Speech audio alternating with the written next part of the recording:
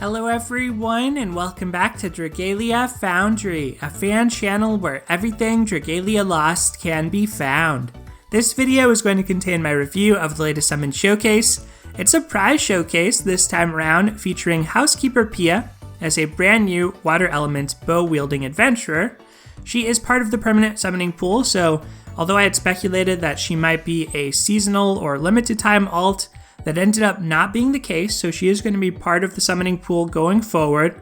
She is a new 5-star adventurer, and on the showcase, only she and Gabrielle are available for sparking or trade via worm sigils. So it's a prize showcase, you're going to get rewards for summoning, but as I said in previous videos, that's usually not the main reason you want to be summoning on those showcases. It's just an added bonus if you happen to like the character and want to pull for them anyways. So on this showcase, I think that my verdict is going to be skip, and it saddens me to say that because I do think Pia is super adorable, like her design. She's a fun, tanky character and has a relatively straightforward kit compared to some of the complex kits we've seen as of late, and that's kind of refreshing to me. But we are in that half anniversary month for Dragalia Lost, so ultimately, my recommendation here is going to be to stockpile your resources up until the end of the month.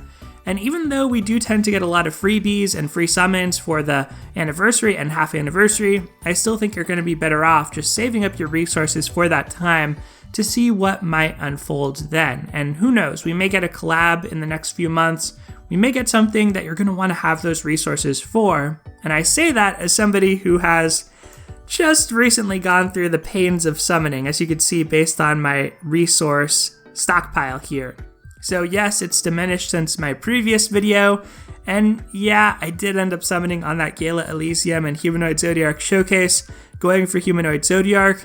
I got him in the end, and I didn't have to spend any money. I just used my existing resources, but it was not a great summoning session, and I really whittled down what little I had left to basically the bare minimum, just saving enough Diamantium to maybe be able to do one Dream Summon or Platinum Summon of some kind. So my recommendation, take it from me personally, you're probably going to be better off saving. Besides Humanoid Zodiark, the only other things I got were a lot of miscellaneous dragons like this Epimetheus, this Hycothonius, Pazuzu, Vayu, and Styx, and didn't even get a Gala Elysium to go along with that Zodiark, so it was kind of a sad session on that last day, probably a bad impulse decision, so be better than me to not make that type of decision when going for Pia here. Now if you're a huge Pia fan and just want to summon for her, you love Mr. Mouse, you love Emil, their whole dynamic, well, I encourage you to do so. At this point, a lot of characters can cover existing content, and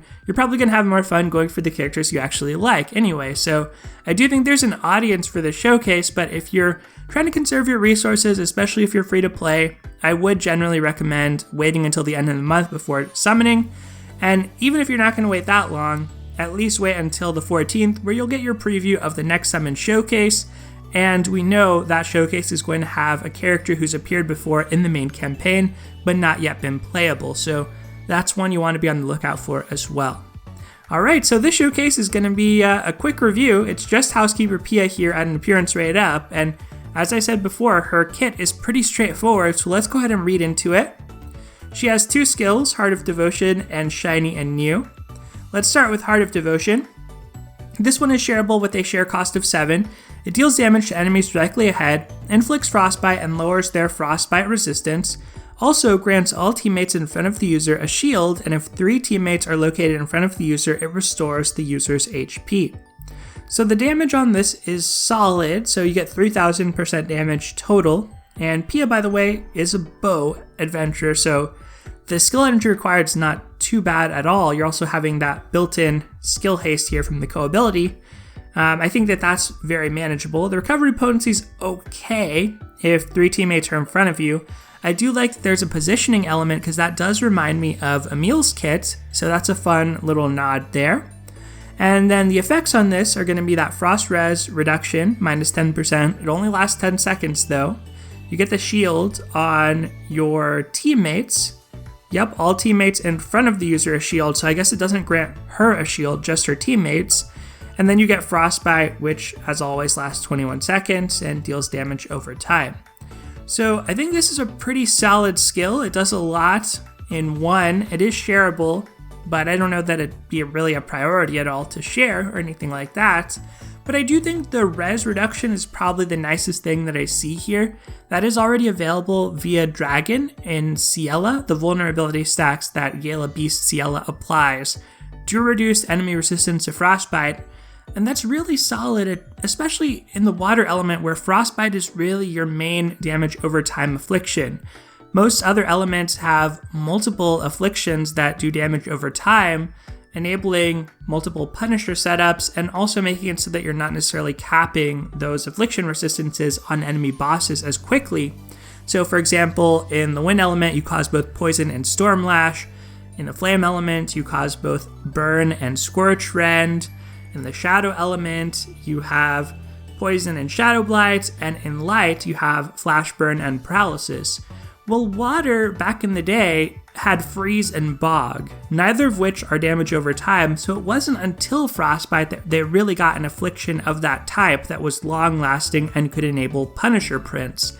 So being able to reduce Frostbite resistance, I think, is better than being able to reduce some other types of affliction resistance, and it's worked well on Ciela, but I don't know if you have her, if you really need that type of effect here from Pia, but it's certainly welcome to see that, especially on a character who herself causes Frostbite, so that's going to make her hopefully pretty self-sufficient as a Frostbite enabler for your team. The other components of this, the extra healing and the extra shields, I don't think will matter too much for existing content. There are already reliable auto setups of Surtur, one of the Sinister Dominion bosses where you use Water Element Adventurers, all the way through the Master difficulty. So on the Master difficulty, you could use a team of Gala Elisan, along with the healer, Zanefried, and someone like Summer Ieyasu, and get through that fight no problem. And likewise for other content, Ayaha and Toha, that's the Agito boss. You can auto through the Master difficulty with relative ease, and Legend difficulty, not as auto-friendly, but it's not like you need a lot of shields. Healing is helpful, but you can kind of avoid taking damage with the exception of some unavoidable attacks, and for those, you probably want a proper healer on your team anyway, especially to give you overdamage since it's super useful in that fight. The other endgame boss that exists right now where you use Water Adventures is going to be Lilith. On the Legend difficulty, you start with the Water team, but again, you're not really taking a lot of unavoidable damage, it's more corrosion damage over time, so I don't know if the shield actually matters all that much there. This is most notable, I would say, just for the pretty good damage output, cause Frostbite, and lower Frostbite resistance aspects of it. Now, in future content, so thinking about Legend Surtur and Primal Brunhilde's Trial, which is releasing this month, I think this could be interesting. So we'll get into more of Pia's kit in a moment, but for Surtur, you want to do good damage with basic attacks, you want to be able to flick Surtur, and you want to be able to dispel, and Pia is at least going to hit 2 of 3 of those notes. She has the affliction here on her first skill. On the second skill, we'll see the dispel in just a second. For Primal Brunhilde, that is more up in the air as that's completely unreleased content. We don't have an existing battle that gives a sense of how it'll work. And wow, nowadays recording seems to be crashing my device. Maybe I have to clear up some space. But anyway, I think Primal Brunhilde is more of a mystery, but that is something you might want to play repeatedly, farm, and some of the other components of Pia's kit, in which she's very defensive, might help with auto battle for that, and who knows, even the shields might be kind of helpful there. So that's Heart of Devotion. Now her next skill is Shiny and New. The user temporarily assumes a counter stance and creates a buff zone behind them that lasts for the duration of the stance and reduces damage taken. If the user is hit by an attack while in this stance, the skill will deal damage to enemies directly ahead, dispel 1 buff from each target, and partially fill the skill gauges of all teammates excluding the user and dragons. So it's basically a counter, and if you're hit when you're in the stance, you deal damage, dispel, and you partially fill skill gauges of your teammates. If you're not hit by an attack when you're in your counter stance, it's still going to dispel, and it's still going to do the skill gauge fill, but it's not going to deal the damage. So that's unfortunate that you don't get the damage, but it's kind of nice relative to some existing counter moves in that you still do get a bonus and it still gives you that opportunity to do the dispel aspect of it. So with this, you're going to have 60% damage reduction in the stance. Yep, it reduces damage and it's also behind them, so I guess it's going to help your team. So very nice damage reduction here to make your team very tanky. You get the dispel and the skill prep across the team is going to be, well, across the rest of your team is going to be 10% of the skill gauge. For the skill energy, I mean, a 5,000 hit chunk of damage is a nice amount of damage if you do counter something. I found that counters aren't always the most reliable, and it can require a little bit of setup. So I like the fact that this skill is always going to do something regardless. This is where that dispel comes in that could be relevant against Surtur, as on the master difficulty, dispel is an important component of beating that boss. So on legend, that could also be relevant. And for Primal Brunhilde, I'm guessing there's at least going to be a few buffs, just like with Primal Midgardsormr, that you want to dispel, so I think it'll come in handy there. And then the other thing to just consider here is nothing here would appear to be affected by Curse of Nihility, so likely meaning Pia is going to be a solid role player team character to have on your team in Brunhilde or in Sinister Dominion. So I think that's important to note too. That's been generally the case with all new characters lately though, so sometimes I don't always state that. And her co-ability, Skill Haste 15%, and then chain co-ability, Team Defense Amp equals Flame Res plus 6%. We'll see in a moment that she's going to have a way to reliably get these Team Defense Amps, and so that's going to be able to make your entire team very tanky with this extra Flame Res on top. Her abilities are, again, just some of the most straightforward that we've seen in a while. It's refreshing to me to see this, but defense plus 20%, okay. Stun res 100%, sure. And then Deepest Dedication 2 grants the entire team a team defense amp with the maximum team amp level of 2 when the user's HP is restored. After activating, it won't activate again for 20 seconds.